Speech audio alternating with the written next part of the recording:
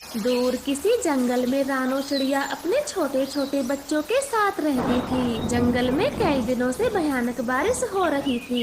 इस वजह से ठंड का माहौल भी बन चुका था। इसलिए रानो चिड़िया अपने बच्चों के लिए भोजन लेने नहीं जा पाए। हमें कुछ खाने को दो। हाँ मम्मा, मैं भी भूखी हूँ, मैं भी खाऊंगी, मुझे भी खाने को दो मम्मा। मैं क्या करूँ मेरे बच्चों, बाहर बहुत ठंड और बारिश हो रही है। ऐसे में तुम्हारे लिए भोजन में कहाँ से लाऊं? मम्मा, पेट बहुत जोरों से दुख रहा है, कुछ तो खाने को दो।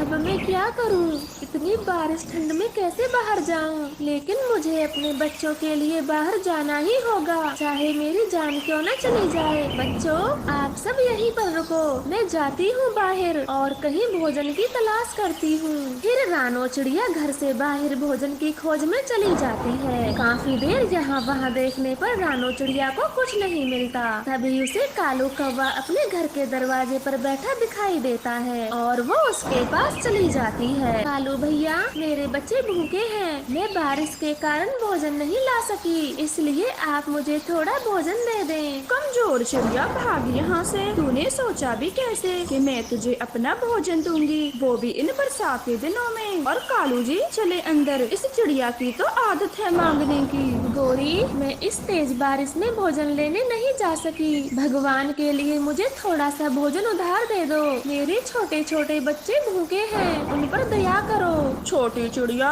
ये तुम्हें पहले सोचना चाहिए था। अब चली जाओ यहाँ से, हम नहीं देंगे तुम्हें अपना भोजन। कालू भैया, मेरे कुक्कू की तबीयत खराब थी, इसलिए मैं ज्यादा भोजन नहीं जमा कर पाई, कृपया मुझ पर दया करें। चिड़िया, भगवान के लिए हमें माफ करो और जाओ यहाँ से, सारा मूड खराब कर दिया।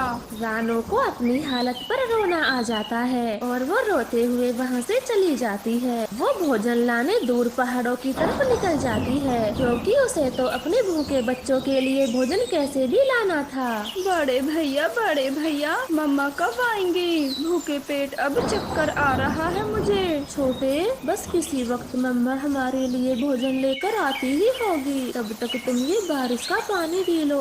बारिश तो बढ़ती जा रही थी, आसमान में तेज बिजली भी चमक रही थी। अब तो बच्चों को भूख के साथ साथ डर भी लगने लगा था। वो तीनों बच्चे एक दूसरे से चिपक कर बैठ जाते हैं। इधर मम्मा चिड़िया अपनी पूरी जी जान से उड़े जा रही थी। हे भगवान, मेरे बच्चे घोंसले में अकेले हैं, उन पर अपनी कृपा बनाए रखना, वो अभी बहुत छोटे हैं, मेरे बिना वो डर रहे होंगे। इस तरह से मम्मा चिड़िया भी बहुत दुखी थी। वो अपने बच्चों के लिए प्रार्थना कर रही थी। तभी बारिश के साथ साथ एक बड़ा तूफान भी आता है और रानो का घोंसला उड़ा ले जाता है। तीनों बच्चे जैसे तैसे अपनी जान बचाकर डाल पर बैठे हुए थे और रो रहे थे। बड़े भैया, मम्मी कब आएंगी? मुझे बहुत डर लग रहा है, अब तो हमारा घोंसला भी टूट गया। छोटे भैया, अच्छा होता अगर हम मम्मा को भोजन का नहीं बोलते, वो कम से कम हमारे पास तो होती, शायद तब इतना डर नहीं लगता। बच्चे भूख और ठंड से कांपते हुए अपनी मम्मा को याद करके रोए जा रहे थे। कोई भी पक्षी उनकी मदद नहीं करता। फिर एक छोटा बादल जो काफी देर से उन्हें देख रहा था, वो बच्चों के पास आता है। क्या हुआ है बच्चों? मैं आपको काफी देर से देख रहा हूँ, आप इस बारिश में भीग रहे हो, क्या आपको ठंड नहीं लग रही? बादल भैया, हमें ठंड भी लग रही है और भूख भी, और हमारा घोंसला भी तेज हवा में उड़ गया और हमारी मम्मा भी नहीं है। रो मत बच्चों, चुप हो जाओ। आपकी मम्मा कहाँ गई हुई हैं? बादल भैया, मम्मा हमारे लिए भोजन लेने गई थी और अभी तक नहीं वापस आई। क्या आप हमारी मम्मा को हमारे पास ला सकते हो?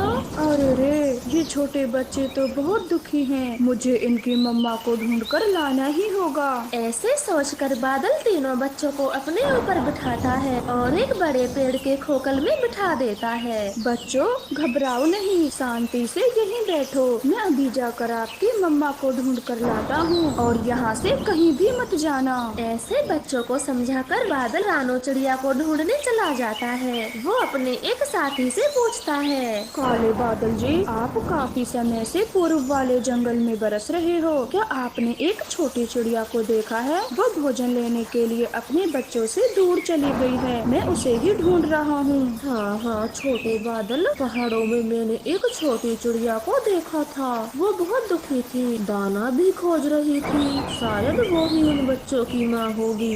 आपका धन्यवाद काले बादल जी। अब मैं पहाड़ों की तरफ जाता हूँ। फिर वो छोटा बादल पहाड़ों की तरफ चला जाता है। उसे रानो चिड़िया दिख जाती है और वो तेजी से उसके पास जाता है। छोटी चिड़िया, आप यहाँ हो और जंगल में आपके छोटे छोटे बच्चे अकेले हैं। तेज हवा में आपका घोंसला भी उड़ गया और तुम्हारे बच्चे बहुत रो रहे हैं। बादल भैया, मेरे बच्चे सुरक्षित तो है ना? उन्हें कुछ हुआ तो नहीं है? नहीं नहीं, अब वो तीनों एक बड़े पेड़ के खोखल में सुरक्षित हैं। वो तो अच्छा हुआ जो मैंने उन्हें देख लिया, वरना बारिश में भीगते रहते बेचारे। जल्दी से मुझे मेरे बच्चों के पास ले चलो। मैं इस तेज बारिश में उड़ उड़ कर बहुत थक चुकी हूँ। आपकी बड़ी मेहरबानी होगी। फिर बादल रानो चिड़िया को अपने ऊपर बैठाकर उड़ने लगता है। रास्ते में बादल की नजर बांसों के जंगल पर जाती है।